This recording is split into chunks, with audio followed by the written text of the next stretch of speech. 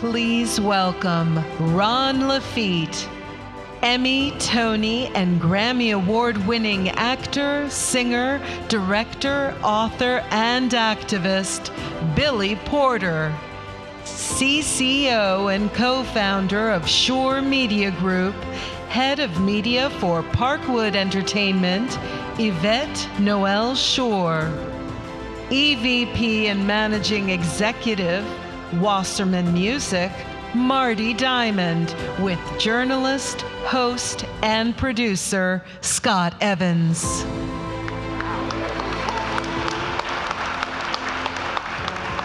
I said this last night, I'm gonna say it again. I feel like we need an Avengers pose. You know what I mean? What do the kids say? I'm gonna tell my kids, these are the Avengers. Good morning, everybody. It is so good to see your faces. It is so good to see your faces. Marty, fresh off of a red eye, straight to the stage. How you feeling? Rough. I've had 2 sips of coffee. Literally 2 sips of coffee. He was like, I don't know that I can drink this. Tell me where I need to sit. But it is incredible to have this group of people on this stage. I think it is well within reason to say that your work, your impact has touched millions of people around the world. And so when we talk about music and the way that music can inspire change, the way that music can unite like-minded individuals to engage and activate in ways that really no other medium can. We've seen it with Global Citizen, how they around the world can activate people, in particular young people. I'm gonna be honest with you, it is not right for me to say, I was almost about to say Yvette. It is not Miss Yvette. Scott. I want to come to you first because I want to ask you, you have been instrumental in the creation, the success of one of the most influential and successful girl groups of all time, Destiny's Child. I don't know if you familiar? It's a little group. There's like an up-and-comer Beyonce. I mean, you really saw this group, these young ladies, before anyone really knew who they were, and pushed them, molded them, taught them, grew with them.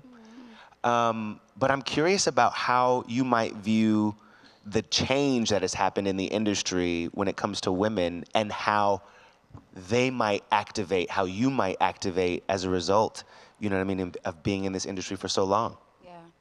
First of all, good morning. Good morning, everybody. Good morning. Like we say in the Caribbean, good morning. Good morning. I have been privileged to watch these young women come into their power. They were 15 when I started working with them, and I everybody knows the music, but I think I always say that I came for the music and I stayed for the heart. Yeah. Because it is in the giving that is the most precious thing for me, and in particularly with watching Beyonce go from helping her family contribute to a church in Houston. Destiny's Child, when they first got their first check, they bought a church van. Yeah, they didn't go to the Galleria and spend the money. Right. They Some bought Gucci shoes. No, they didn't. They bought a church van, which, by the way, still goes around Houston serving. Wow. Yeah, so to see it grow from that to be good, I can't help but see the power of women and what they can do, and now touching lives in Africa and all over the world. And just to be the person that tells the story is really important to me. And I think it's a lesson for not just young women, but for young men to know that your power is not powerful if it stays inside. Your power only works if it makes a difference in someone else's life. Can you talk about one of those instances where you saw the work beyond the perhaps the church bus, but where you saw the work of Be Good and these young women actually making, where you saw the impact, where you know those moments where you're like, oh wow, this is Oh, I know the there's thing that we planned is happening. The thing that we thought we prayed for is happening.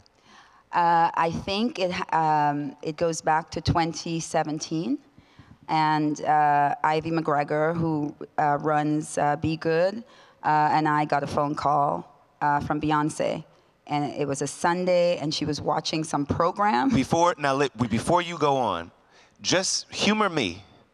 What is Beyonce listed in your phone? I just want to know. Is it B? Is it Bae? Is it Lady? It changes every week. Sometimes I can't remember, but I think this week it's Wonder Woman. Yes. It's Wonder Woman. I love. But she called and she said, I saw this program with this preacher, and he said a country that I don't know that I'm familiar with. And we were like, what is the country? And she said, Burundi. And I quickly started Googling Burundi, and I was 20 pages in and couldn't find something good. I said, how? Who is the PR person for Burundi? Right. Like, do they need a publicist? Because what is happening? There's got to be, no matter how bad it is, there's got to be something good, right? Yeah. But what she saw was that children were dying. There was a water problem. And said to us, get on a plane and just go and, like a fact-finding mission, and tell me what's really happening and how I can help. Immediately, I go back to this 14, 15-year-old girl in Houston. I'm like, oh my God, we're actually going to get on this plane and do this. Yeah. And to go years later and to see that we've built wells and we've changed lives. And I think that in a very short period of time, you know, you can change the life expectancy of an entire village, an entire country, by providing water. And let me just say one thing about this water thing, right? When you go into a country and you try to figure out what is the water crisis, you start digging and you find out that there are so many more problems when you don't have water. It's not just you can't bathe. Right. It's simple. It's gender violence. It's gender-based violence. It's young girls that are there. It's their job to get the water for their families. So you're talking about 12-year-old girls at 6 o'clock in the morning. I'm from the Caribbean. It's dark at 6 o'clock in the morning. So anybody from a village in Africa, you know it's dark. There's an 11-year-old girl out there going 2 miles, 3 miles, 5 miles to get water. It means she's probably going to miss school. Right. And she more than likely will get raped. On her way there, probably on her way back, the water will be spilled. It was for nothing but to violate her. All because there is no water. You got to fix that. You got to fix that. So when you get a call from the most gorgeous, the most talented, who's a mom who says, those girls in that village need to be saved, you get up. You get on that plane and you go. And you get with people like Hugh Evans and Katie Hill from Global Citizen who say we're going to come on board, you know? And you get on board with UNICEF and we walk through the village, through the mud, and you sit with the people and you say, what do you need? And they don't even know who you're representing. Right. Wonder Woman. Wonder Woman. It's incredible. Man, it's incredible. It is, you can't help but get energized. I think that is one of the reasons why we're here, is to talk about how you don't have to be Wonder Woman to make this kind of impact. You can be doing this, you can be efforting toward this in your own way, in your own action. Absolutely. While you may not have a plane to get to Burundi. You know what I mean? We went commercial, please, people. You're not going to go save the world and fly private jets. We went commercial. But you know what I mean? You know, it is certainly one of those. Thank you for sharing that. Billy, before I get to you, I want to play a clip from Global Citizen Live's Central Park event last September. Will y'all roll it? I know we can do better. Yeah? Yeah, we can do better, right? How do I know? Well, I've been around for a long time. I've seen some things. As a black queer man, I've witnessed moments. Oh, I didn't know that was on. Yes, as a black queer man, I've witnessed moments that have turned into movements. I've been in the fight since the day I was born, and I will be fighting until the day I die. That same power is in your hands, within all of you, on all 7 continents, united with the legends of music, world leaders, activists, and champions for change. Right? Before I even ask the question, here's what I want to say about one of the things that I love about you. When you go off script, man, you will have a production team like, where's he going? Where do we? But you activate people in such a way, you move people to think, to act, to reconsider. I remember just watching you, literally, we just talked about this a minute ago. We were at the Oscars, and this man showed up in a tuxedo gown. He did not say a word. I'm in first position, got a microphone with jewels on it. Billy! He did me like this. I'll be back. I was working. No, you were working. You were working, and what you were doing at the same time is you were changing minds, right? You were freeing minds. I'm curious to know, is this all intentional for you? Or is it just who you are, right? Like, I feel like your advocacy happens on purpose and on accident. Yeah, it's always intentional. I came out in 1985. So being first generation post-civil rights movement, so I had all that history and all of that understanding. Right. And then we went straight to the front lines to fight for our lives during the AIDS crisis. So the only thing I know is activation. Right. Right? And the first half of my career, if we're going to talk about that, was me trying to be masculine enough by society's standards so that I could eat. Right. Midway through that, I decided if I'm not living in the fullness of my authenticity, which means that I am queer and I don't care about being masculine anymore, so I'm gonna take myself out of that masculinity game because it's toxic, and it didn't work for me. And I got a second chance. You know, so in that second chance, is that how you feel? You feel like it was a second chance? Yes, yeah, because, you know, there's nothing worse than failing as someone else. Ooh. And for the first half of my career, particularly in the music industry, you know, that put my gay ass out in 1997, and that was the reason. And I can say it now. And I can say it and be heard because y'all know it's the truth. And I'm not just hating. Right. Because I got a second chance and now I'm successful.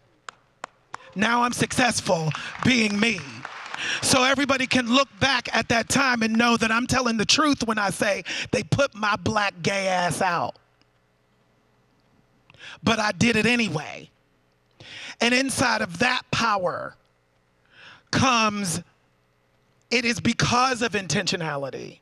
You know, everything that you see me do is intentional in one way or the other. And there are surprises as a result of it. You know, the whole Oscar You heard somebody thing, over here say, no, but the whole Oscar thing was a surprise. You know, one of the things I live by, one of the creeds I live by is that you must speak life into yourself. We talk so much about the bad. Mm-hmm. We talk so much about the bad, it gets covered all the time. Yeah. You know, if it bleeds, it leads everywhere. And very rarely do we talk about the great things that are happening, the progress that we've made. Me standing up here like this right now, today, who I am with all you people knowing me is progress. Right. Come on now. This was not supposed to happen. This was not supposed to happen. Let's talk about that sometimes. You know, and so I'm trying to lean into the positive because it's so awful right now, and it's easy to get swallowed up in that. Yeah. You know, and in order for us to activate, we have to feel the positive energy circulating inside of us. So I'm trying to do that. I think this is why we're here, which is what I love about Global Citizens. You know, it is about infusing and injecting positive energy into everybody so that we can activate and be present and make the change that needs to be made. What'd I tell you? Didn't I tell you? She said, you told us. You said it. When you go off script, it's a good one. It's a good one. It's a good one. So much love is wrapped. You wrap so much of what you do in love. And so we so appreciate you being here. I so appreciate you being here. Really and truly, all of you. I mean, it is sometimes difficult in the middle of the day, in the middle of a morning to be like, hey, can I get 15, 20, 24, 6 minutes? And pick your brain a little bit about what you do and how you do it. Marty, I cannot believe that you flew literally off the red eye into a taxi directly here. Thank you so much for making it happen. Oh, you're welcome. But I just have to follow those two people. You out of your mind? Hey, brother, I didn't write the order. All are welcome. I didn't write the order. That was the mic drop moment. It was like, sorry. So you better make it good. You better make it good. But I want to talk to you about sustainability because I feel like you work with two of the most incredible artists, Billie Eilish and Coldplay, to name just a couple. But they have made large waves, big waves, with announcing that they are going on tours with the focus of sustainability, that it will be a pillar, not an afterthought, not a byproduct, but it will be a focus and intention, like Billie said, in how they move through showing their music, sharing their music. But what does that actually mean, right?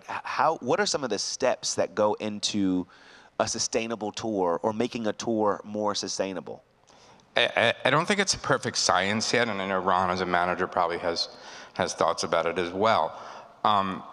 Billie's team, Tom Windish and Sarah Bullwinkle, work tirelessly with her management and with her label and with the whole community around her. But she works with an organization called Reverb. I think I probably have, it's the Lumineers, Billie, Lord, Guster, Dave Matthews. There are a bunch of bands that work within the auspices of Reverb, which has basically started with getting rid of single-use plastics. And it has gone considerably beyond that now. And in some sense, in credit to you and in credit to Global Citizen, a lot of the ethos is a lot of people doing little things as opposed to a few people trying to do too many things. And that is spread to forestry, to sustainable farming, and Billie now has an eco-village on the road.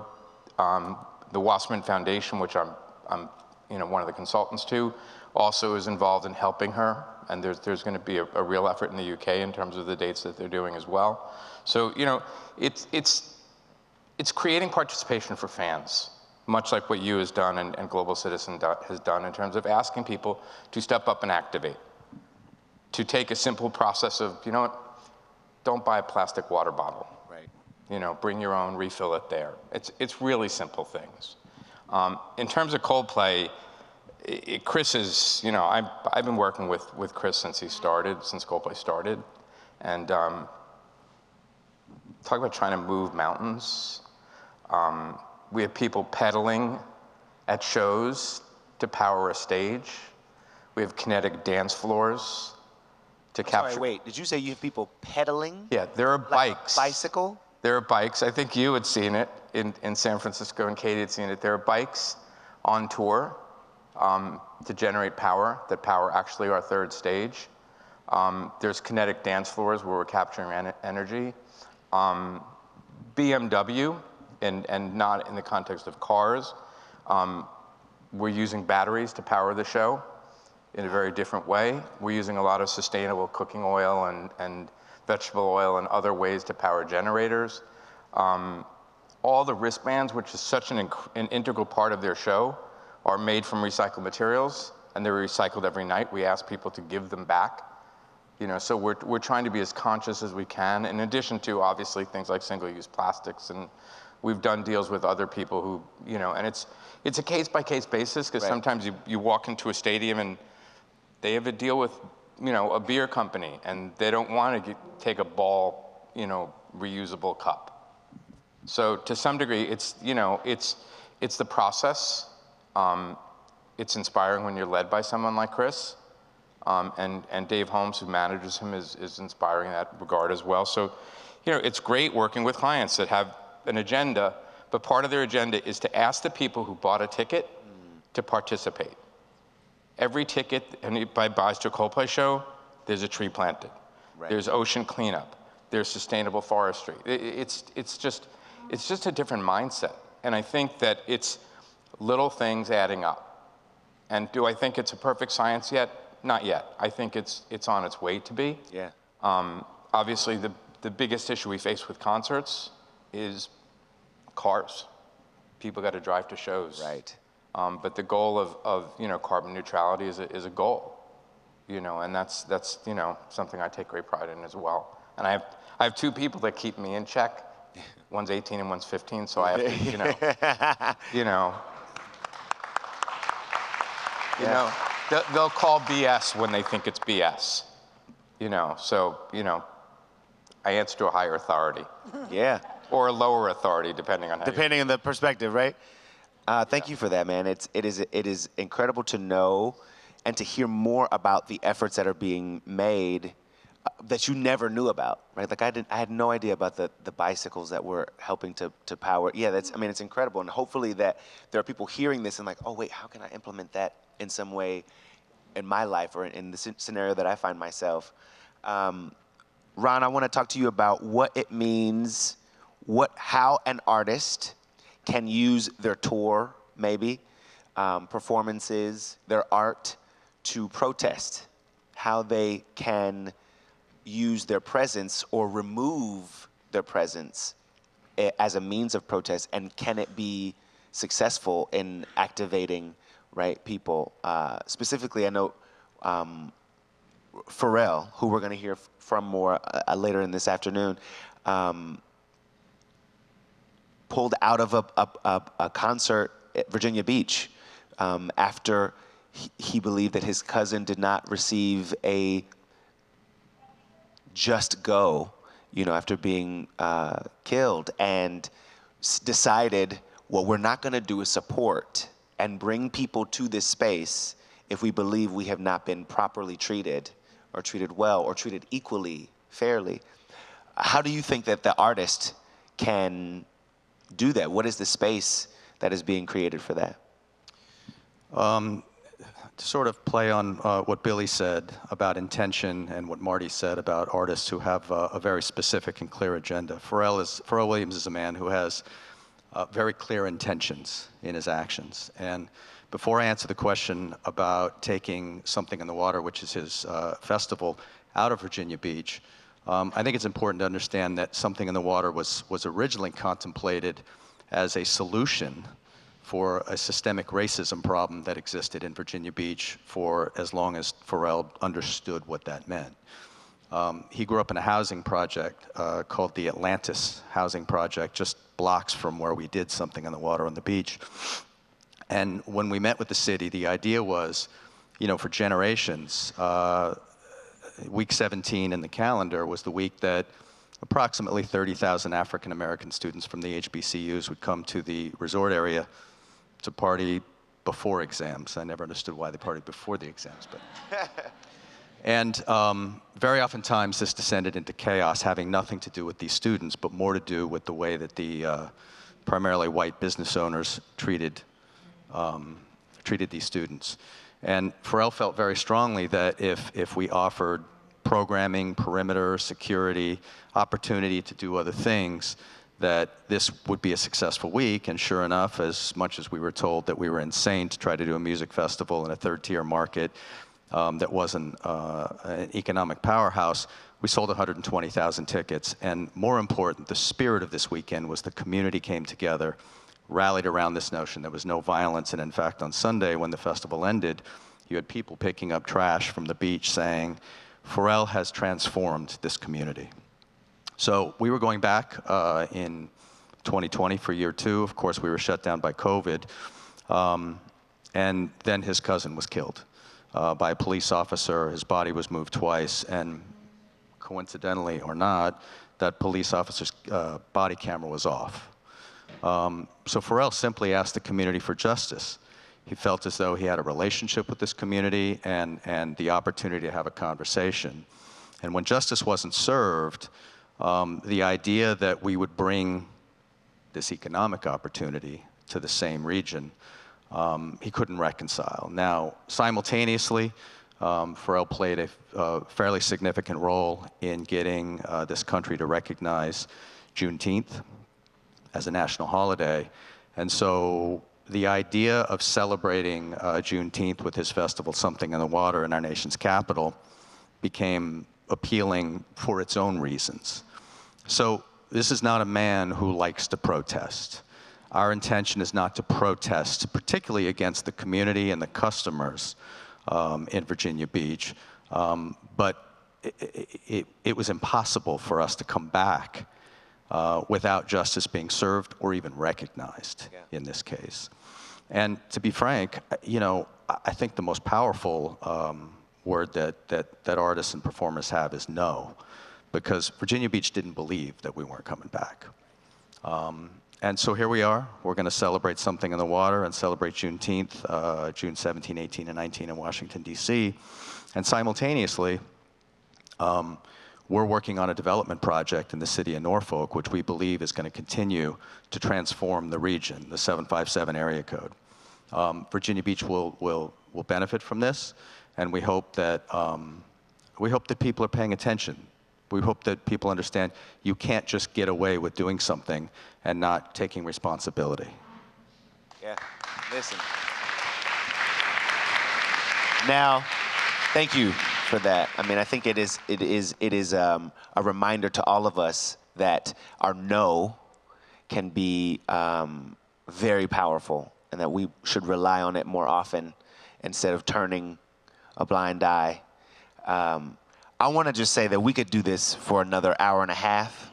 I could easily sit up here for the rest of the day and pick your brains and talk to you about the impact that you've made and how you move about it. But we don't have no time. We are out of time. So I want to thank everybody up here. I want to thank everyone who's come here today.